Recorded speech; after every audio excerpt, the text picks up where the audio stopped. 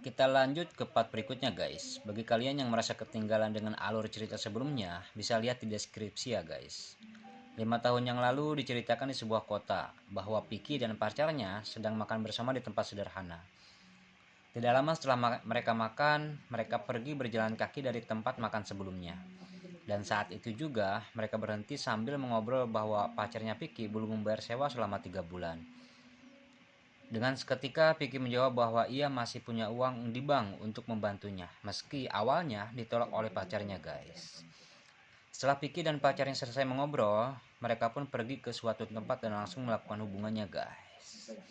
Dan di saat itu juga film ini kembali ke belakang, yang mana awal kisah diceritakan pertemuan antara Piki dan suaminya bernama Arthur guys. Pada saat itu Piki berkunjung ke rumahnya Arthur sebelum menjadi suaminya guys. Ia menawarkan sebuah properti kepada Arthur. Bukan mendapatkan pesanan rumah dari Arthur saat itu, Arthur malah menawarkan kepada Piki akan dibelikan rumah dan fasilitas lainnya bila mana Piki menikah dengannya guys. Setelah mendapatkan tawaran dari Arthur, Piki langsung menceritakan semuanya kepada pacarnya bernama Pince. Awalnya Pince marah dan tidak terima apa yang disampaikan Piki tentang pernikahan antara dirinya dan Arthur.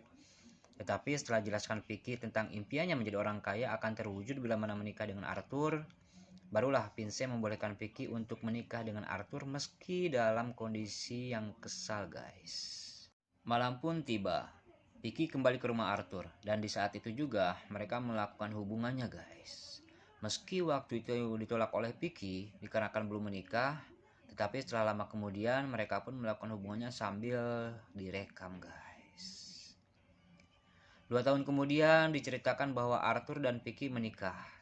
Dan Piki pun mengisi rumah yang sebelumnya hanya diisi oleh Arthur. Awal Piki mengisi rumah tersebut, Piki merasa kaget tentang sifat dari Arthur yang pemarah. Terutama saat ia melihat memarahi anak buahnya yang melakukan kesalahan guys. Tidak hanya Piki yang melihat itu, Georgia selaku asisten Arthur pun melihat kejadian itu guys. Setelah melihat kejadian dan perlakuan dari suaminya, Piki kembali menceritakan tentang apa yang dialaminya kepada Pince. Saat malam tiba, Pince melihat wajah dari Piki memar dikarenakan habis dipukul oleh suaminya. Dan saat itu juga Piki menceritakan semuanya kepada Pince tentang apa yang dilakukan suaminya kepada dirinya. Dan saat itu juga Pince menyuruh Piki untuk meninggalkan suaminya. Tetapi Piki menolak dikarenakan ia akan dibunuh suaminya bila mana hal itu ia lakukan guys.